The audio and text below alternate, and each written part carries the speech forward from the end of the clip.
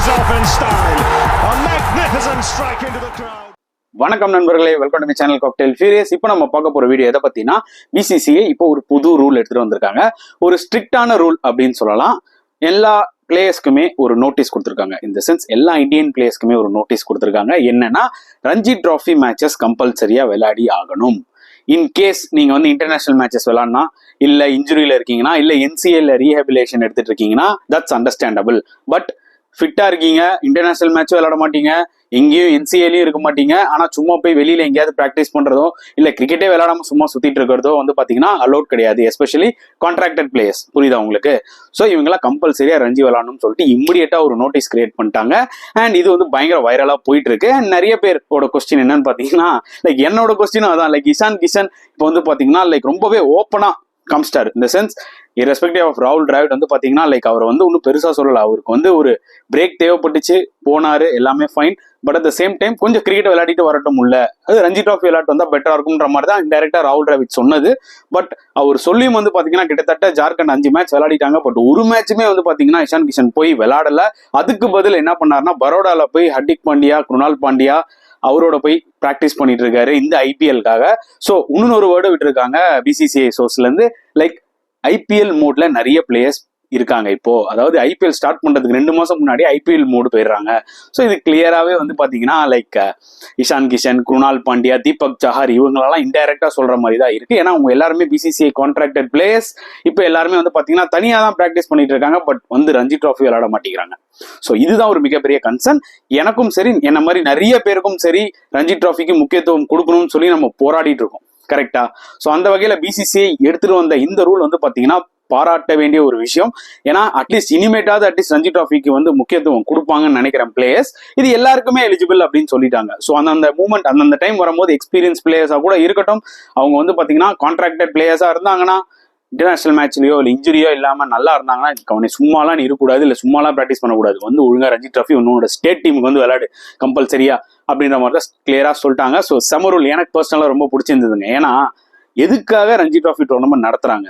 அந்த மாதிரி ஸ்பின் கண்டிஷன்ஸா இருக்கட்டும், எந்த மாதிரி கண்டிஷன்ஸா இருக்கட்டும், போலிங் நீங்க சொல்லலாம் அது இன்டர்நேஷனல் லெவல் இல்லைன்னு. பட் எல்லாருமே இன்னைக்கு பெரிய ஆளா ஆனதே வந்து அவன் கண்ட்ரில டொமஸ்டிக் கிரிக்கெட் விளையாடி தான் இன்னைக்கு எல்லாருமே வந்திருக்காங்க. புரியுதா உங்களுக்கு? ஸோ ரஞ்சி டிராஃபிக்கு வேல்யூ கொடுக்கணும். அது கொடுத்ததுனாலதான் வந்து பாத்தீங்கன்னா இன்னைக்கு சில பிளேயர்ஸுங்களுக்கும் ஆப்பர்ச்சுனிட்டி கிடைச்சிருக்கு. நீங்க வேணா பாருங்க, நல்லா வருவாங்க.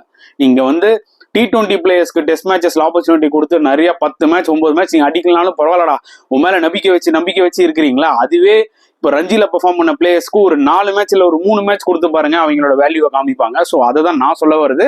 நிஜமா ரொம்ப ஹாப்பியா இருக்கு பிசிசிஐ இந்த ஆக்ஷன் எடுத்ததுக்கு. அண்ட் இன்னொரு பக்கம் அதாவது என்னன்னு பாத்தீங்கன்னா, லைக் என்னதான் நீங்க இப்படி சொன்னாலும் பிசிசிஐ இவங்க தான் வந்து பாத்தீங்கன்னா ஐபிஎல்னு ஒண்ணு கொண்டு வந்தாங்க.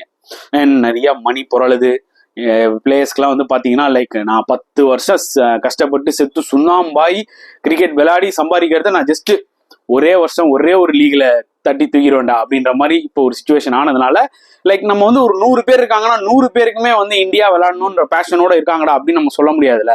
சில பேருங்க வந்து பாத்தீங்கன்னா காசு கொஞ்சம் பார்த்தோன்னே அந்த பேஷன் கம்மியாயிடும், காசு தான் முக்கியத்துவமாகும். புரியுதா உங்களுக்கு? சில பிளேயர்ஸ் காசு எவ்வளவு சம்பாதிச்சாலும் இந்தியா அப்படின்ற ஒரு பேஷன் என்னைக்குமே இருக்கும். ஸோ அது எல்லாருக்கிட்டையுமே 100 out of 100 இருக்கும்ன்றத நம்மளால கண்டிப்பா சொல்ல முடியாது.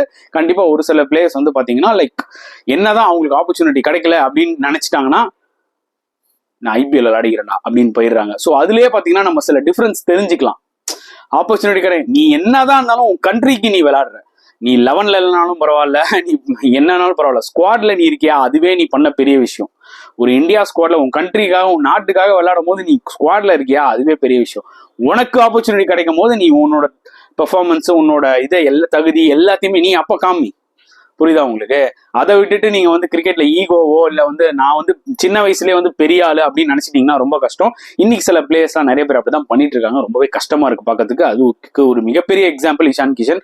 அவரை வந்து இன்டைரக்டாலாம் நான் தாக்கல, டைரக்டாவே தாக்குறேன். ஏன்னா டேலண்டடான பிளேயர். அவர் எனக்கும் ரொம்ப பிடிக்கும், நிறைய இந்தியன் பீப்புள்ஸ்க்கும் பிடிக்கும். ஏன்னா அந்த அளவுக்கு ஒரு டேலண்டடான பிளேயர், ஆல் ஃபார்மேட் விளையாடுற ஒரு பிளேயர். இப்படி பண்றதுதான் ஒரு மாதிரி கஷ்டமா இருக்கு. சம்டைம்ஸ் அவருக்கு ஆப்பர்ச்சுனிட்டி கிடைக்கும், சில டைம்ஸ்ல பெர்ஃபார்ம் பண்ணாலும் கிடைக்காது due to balance of the team. இது இருக்குங்க, அப்படி இப்படி இருக்கும். உங்களோட டேலண்டை நீங்க காமிச்சுக்கிட்டே இருக்கணும். அப்படின்னு பாத்தீங்கன்னா எவ்வளவு பிளேயர்ஸ் இன்னைக்கு வந்து உட்காந்து கடைசியில ஒரு ஆப்பர்ச்சுனிட்டி கிடைச்சி இன்னைக்கு பெரிய பிளேயரா இல்லையா?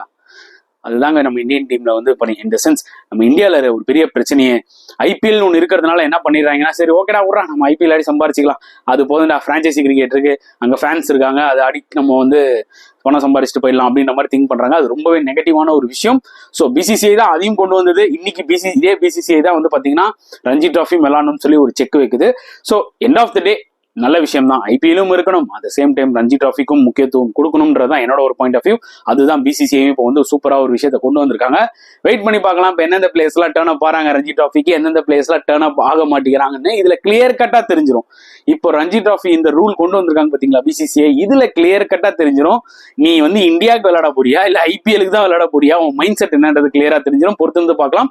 உங்களோட கருத்துக்களை தாராளமா கமெண்ட் செக்ஷன்ல போடுங்க. இந்த வீடியோ பிடிச்சிருந்தா லைக் பண்ணுங்க, ஷேர் பண்ணுங்க, முடிஞ்சா சப்ஸ்கிரைப் பண்ணுங்க. ஸோ நெக்ஸ்ட் வீடியோல பார்க்கலாம் ஃப்ரெண்ட்ஸ். அன்டில் தென் பாய்.